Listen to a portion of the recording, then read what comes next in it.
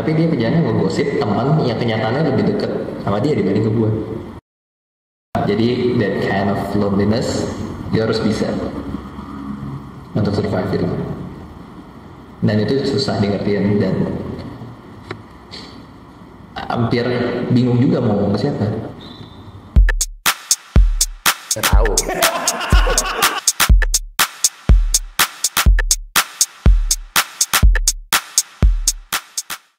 Halo guys, welcome back to New Learning Podcast. Cheers. Cheers. Nah, hari ini kita udah lama banget nih kedatangan seseorang yang udah dari lama tuh gue selalu ngomong kayak hari ini gue sendiri, gue nggak ada Abraham Lawis karena gimana. Tapi akhirnya dia datang dan hari ini Abraham sebagai guest. Gue nggak mau jadi host, gue mau jadi guest aja. Tapi btw gimana kabarnya? Baik. So far so good. Life extremely great. Bagus saya. Ya. Oke.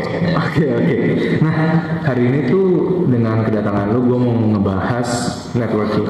Karena jujur, gue sangat inspired banget dengan networking lu. Gue amazed banget. Kan, karena networking juga menurut gue adalah hal yang menarik banget buat dibahas. Apalagi buat umuran gue dan umuran 20 lainnya gitu. Apa yang lu inspired dari networking gue? Kalau gue tahu. Emang boleh dibuka? Oh, enggak, yang menurut lo aja. Kayak bisa nge-reach sampai sejauh itu dengan umurnya segini sampai bener-bener kayak wow. Sampai gue juga pengen kayak gitu tapi how gitu loh. Oke. Yang gue selalu bilang lu tuh cuma tinggal gini tapi gue masih mikir how-nya gitu loh. Oke. Nah, karena networking menurut gue juga berhubungan dengan manusia, gimana sih caranya lu biar bisa memilah dan memilih teman? Kalau milih temen sebenarnya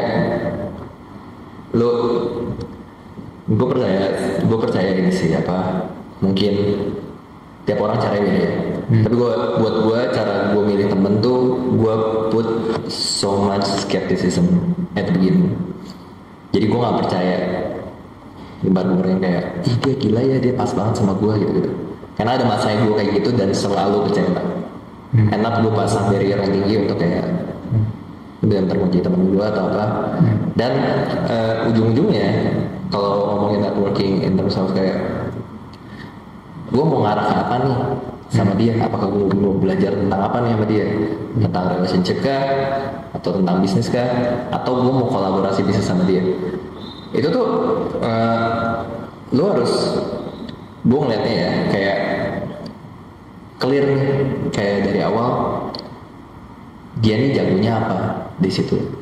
Karena kenyataannya kalau menurut gua waktu lu ngomongin networking biasanya konotasinya lu men-network sama orang yang punya potensi besar ke depan sama lu atau ini orang sudah ada di kebesaran itu yang dimana lu belum. Jadi harus clear nih kayak gimana nih. Dan buat gua ya lu nggak bisa milih, kalau lu tanya lu bisa milih orang baik atau enggak buat jadi teman, itu lain cerita sama waktu gue mau sama dia mau networking, mau dapetin sesuatu sama dia. Kan buat jadi teman tuh definisi gue adalah gue ngebuka diri gue sama dia. Bahwa networking tuh tergantung gue boleh buat apa nih sama dia gitu. Tapi kalau misalkan, sorry nih, gue ngomongin masalah, mungkin kita kan juga butuh pertemanan gitu ya, selesai networking dan tujuan. Tapi kalau lu melihat seseorang dan lu mau berteman dengan dia tuh ada kayak red flag gitu nggak sih? Apa yang sebenarnya jadi kalau red flag sama dia, gue nggak mungkin bakal teman sama dia. Banyak sih. Banyak. Coba sebutin top 3 dulu ya, Top 3 gue. Iya. Gue red flag banget sama orang yang kelihatan lebih betray orang lain atau teman dia ke gue.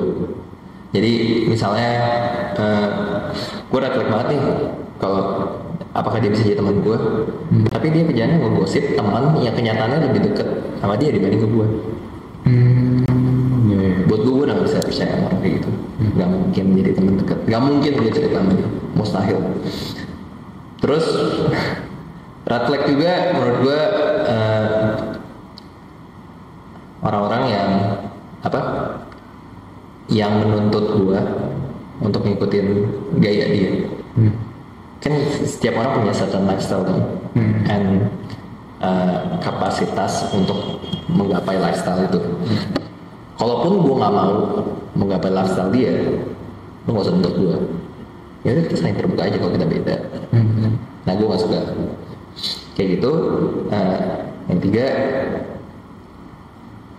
ya gue gak akan menyebut orang itu teman kalau dia punya prinsip sih. Basically ikut ini. Nah menurut gue apa untungnya gitu? Apa yang gue bisa pegang dari lu sebagai teman? Keberadaan lu kah? Apakah keberadaan lu ngasih positif itu gue? Ya menurut gue lebih kayak gitu sih. Ya. Tapi sebelum sampai Abraham yang sekarang mengerti red flag itu, pasti mungkin lu pernah berada di posisi lingkungan yang toksik dong. Oke, ya. Pernah nggak? Kalau sorry gue tadi lu pernah ya berada di lingkungan yang toksik itu? Kalau definisi lo toksik tuh apa lah? Menurut lo? Lingkungan yang kayak semua tuh pasang muka gitu. Oh, yang pura-pura. Iya, yang semua tuh kayak depan lu gimana, belakang lu gimana. Oh, mungkin ada ya. Pasti ada sih. Pasti ada. Dan gimana posisi lu pada saat itu biar keluar dari lingkungan yang kayak gitu? Ya gue tahu aja mereka tuh bukan sama gue gitu. Jadi waktu lu mau ngubah sesuatu sama hidup lu harus define dulu diri lu tuh kayak apa. Jadi before something happen in your life, you have to have an identity shift gitu loh. Kayak beda antara lo ngomong gue nggak bisa nih nongkrong sama mereka atau gue nggak nongkrong sama mereka, itu suatu hal yang beda. Jadi menurut gue yang satu itu kayak itu ngomongin tentang kemampuan lo, tapi yang satu ngomongin lebih dalam. Ya terus enggak, gue nggak nongkrong kayak gitu, gue bukan orang yang nongkrong kayak gitu, atau gue nggak bisa nih mabuk-mabukan lagi, sama gue bukan orang yang mabuk-mabukan lagi. Oh iya, ngerti. Jadi maksud gue segampang kayak lu mau ngeliat diri lu kayak apa secara identitas, nggak segampang itu sih, tapi sesimpel itu untuk lu bisa mengubah itu. Menurut gue kayak gitu sih. Tapi kalau mungkin nggak tahu ya di apa umuran lu sama kayak gue juga, di pertemanan gue tahu nih dia tuh di lingkungan toksik, tapi dia tuh orang yang gak enakan gitu buat keluar dari lingkungan itu. Ada saran gak buat lu ke mereka? Kalau lu gak enakan keluar dari lingkungan itu, ya udah stay aja. Kalau menurut gue sih ngeliatnya gini nanti kayak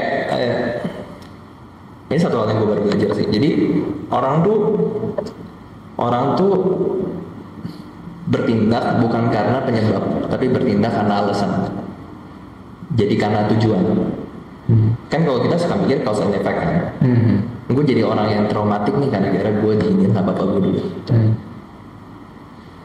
Tapi kenyataannya lu terus-terusan kayak gitu. Ada orang yang dilakuin lebih parah sama orang tuanya, bisa resultnya beda. Artinya yang satu tuh ngomongin cause and effect, gue kayak gini karena kayak gini. Tapi yang satu bisa ngelakuin beda.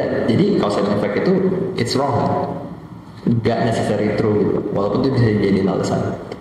Maksud gue gini, kalau lu mau berubah, sebenarnya yang lu harus berubah tuh tujuan lu. Kenyataannya lu nggak bisa keluar dari lingkungan ini karena tujuan hidup lu mungkin nyaman aja, lu takut dibenci. Tujuan lu adalah biar disuka sama semua orang. Kalau tujuan lu adalah buat berkembang, udah pasti lu bakar. Kalau tujuan lu adalah untuk lu menjadi orang yang jauh lebih baik daripada sekarang, pasti lu bakar. Jadi kenapa orang stay males-malesan? Karena tujuannya comfort. Tapi kenapa orang rela bangun jam 5 pagi lari gitu segala macam? Karena dia punya tujuan yang lebih jelas daripada comfort. Kalau lu bilang semua orang pengen berubah, semua orang pengen berubah, tapi semua orang tidak merubah tujuannya. Kalau tujuan lu lebih jelas, pasti itu semua kebakar. Karena itu yang gue rasa. Gue gak bilang kayak, gue rasa segampang itu untuk mengubah diri lu tuh waktu lu mikir kayak, kok gue stay males-malesan ya?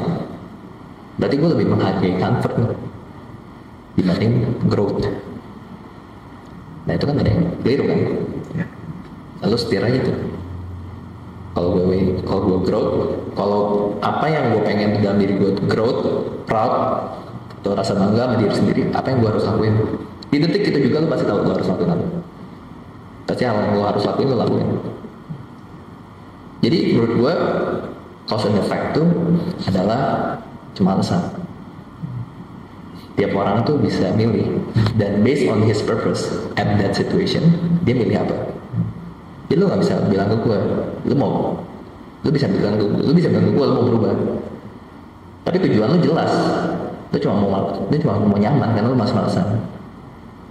Ya bisa nggak gue respect? Enggak, mereka ngomong doang. Ya maksud gue gitu. Jadi itu yang gue pelajarin sih, kayak semua orang tuh bertindak according to their purpose at that situation gitu loh. Kalau gue ngelakuin hal yang gue nggak mau lakuin, artinya ada tujuan dalam diri gue yang gue lagi kejar, yang sebenarnya bukan tujuan gue gitu. Tinggal gue shift. Dan menurut gue kenapa gue bilang teman lu misalnya teman lu stay aja gitu, karena ya lu belum punya tujuan. Tanya dia mau jadi apa, masih bingung. Jadi biarin aja, lu nggak mau kayak gue. Oh gue mau sih kayak lu, ya udah pergi, kasih tujuan dulu. Gue distrik sama ini yang lo bilang kayak orang mau jam 5 pagi terus lari. Kalau sebagai Abraham tuh morning routine lo kayak gimana sih sebelum sampai Cilerum deh kita ngomongin? Morning routine dari bangun tuh jam berapa sampai apa ngapain sampai Cilerum tuh? Pokoknya gue gak tahu ya, tapi gue biasa bangun di bawah jam 7. Biasanya sekarang karena gue gak tahu masih jet lag atau apa, tapi udah mingguan ini gue bangun tuh selalu jam 5. Jam 5 gue bangun, kadang gue masih cek HP, tapi biasanya HP-nya gak terlalu gue nyalain. Gue at least gue coba shift kepala gue ke something yang worth to think of gitu. Contoh, gue buka Bible app gitu, baca ayat 1 verse of the day gitu, ayat hari ini gitu. Terus ya basically gue checklist sih, baru gue buka HP. Baru jam 6 itu biasanya gue jalan pagi atau gue jogging. Nah 5 sampai 10 km. Terus sudah gue siap-siap mandi ke Cilerum, nyampe Cilerum jam 9. Ya gitu. Produktif, oke. Iya lo produktif sih emang, oke. Nah, tadi kan emang kita ngomongin networking. Dari ngomongin pertemanan, sekarang gue mau shift lagi nih. Networking kan itu kan ada hubungannya dengan bisnis. Pertama, sebagai Abraham tuh pikiran pertama lu tiba-tiba pengen mulai bisnis tuh apa sih kok? Kayak, oke, gue mau mulai bisnis, itu apa? Sama ada opportunity ya, tapi kalau apa yang ngedrive gue dulu punya idealisme. Kalau gue mau miskin itu waktunya sekarang. Jadi kalau gue mau nggak stabil, waktu gue paling banyak belajar harusnya sekarang. Sebelum 30. Kenapa? Karena gue mikirnya waktu gue pertama kali buka apparel gitu, baju-baju, kaos-kaos gitu, gue ngerasa gagal gitu, dan kayak kebuang uangnya gitu segala macem. Itu gue tahu nih, ini buat jago di sini nih gak gampang. Gue nggak mau banyak duit belajar, tapi if that necessary, gue mau jago di situ. Tapi gue ngasih kesabaran sama diri gue, dalam arti gue nggak mau nyari stabilitas dulu. Kalau waktunya gue nggak punya duit itu sekarang. Nah, kalau gue masuk kerja, itu gue dapet stabilitas. Nah, gue nggak mau kebiasaan itu dulu. Karena entah kenapa waktu itu gue jadi kayak gitu karena gue pikir gue nggak mau jadi gue tahu rasanya dikontrol orang itu, gue nggak mau. Dan gue gak ngerasa dinamikanya tuh gue bisa ngedesain skill set yang gue mau gitu loh. Dan contoh maksud gue gini, kayak kalau misalnya lo kerja, lo punya satu job desk, jago banget di situ, it's great. But when you want to learn other fields gitu loh, yang bisa lo edit, yang bisa lo tambahkan value-nya ke kerjaan lo, itu agak sulit gitu. Misalnya orang IT nih, gitu. Terus lu misalnya mau belajarin marketing atau apa. If you're not entrepreneur, agak susah masukinnya. Dulu gue mikir gitu. Sedangkan gue orangnya tuh lumayan generalis. Sekali gue into something tuh gue belajar banget. Ya gue pengen belajar banyak. Nah itu kenapa gue mulai bisnis. Dan gue ngasih term yang sebelum 30 bukan waktunya gue menuai ini. Gue nabur dulu buat diri gue.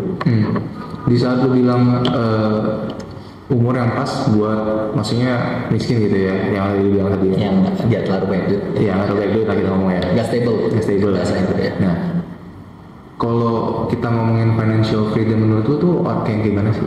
Financial freedom yang menurut gue financial freedom. Satu, definisi gue financial freedom adalah lu gak perlu kerja untuk duit lagi. Jadi lu kerja for the sake of lu mau kerja. Pun kalau mau nyari duit for the sake of lu suka nyari duit aja. Lu suka buat bisnis aja.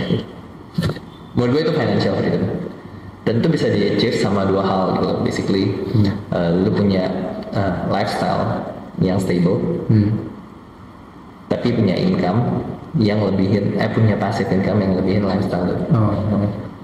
Dan yang berarti ada dua hal yang lo harus ahli kan. Satu skill menghasilkan, yang satu skill menahan diri. Iya. Nah menurut gua orang fokus di salah satu aja nggak akan bisa financial freedom. Gua mau ngejar financial freedom gua dengan cara gua buat sistem untuk ada cash flow ke gua supaya waktu gue udah nggak mau kerja nih masih ada penghasilan, tapi sistem itu berjalan juga untuk memberikan value pada orang lain dalam bisnis kan. Nah itu. Tapi kalau menurut lu apakah harus menjadi pebisnis baru bisa financial freedom atau enggak? Karena lu bisa tinggiin income lu dalam karir, tapi lu juga bisa tinggiin passive income lu dari karir, lu masukin itu uang itu diinvestasikan. Di situ ada passive income kan.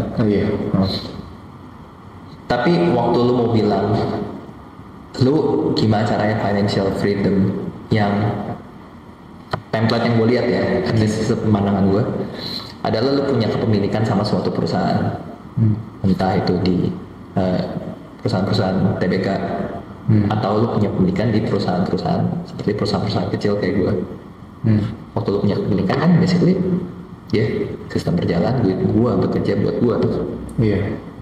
Nah itu, jadi lu nggak perlu to certain extent lu nggak perlu ngelakuin bisnis. Tapi apakah lu harus punya bisnis? Menurut gue semua orang yang gue lihat financial freedom mereka punya kepemilikan bisnis kayak gitu, dalam bentuk bisnis UMKM atau bisnis gede. Mereka punya kepemilikannya di situ, uangnya bekerja buat mereka tuh. Nah kita ngomong tentang bisnis, kalau lu sebagai pebisnis tuh sisi nggak enak jadi pebisnis tuh apa sih kok? Apa yang kayak, kalau gue ganti deh, apa yang harus lu korbankan sebagai Abraham untuk menjadi pebisnis sampai sekarang? Gue pikir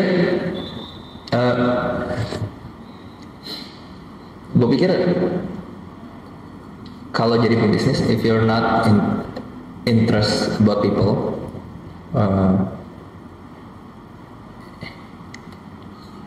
you're not gonna make it. Kalau gue, karena bisnis is all about people.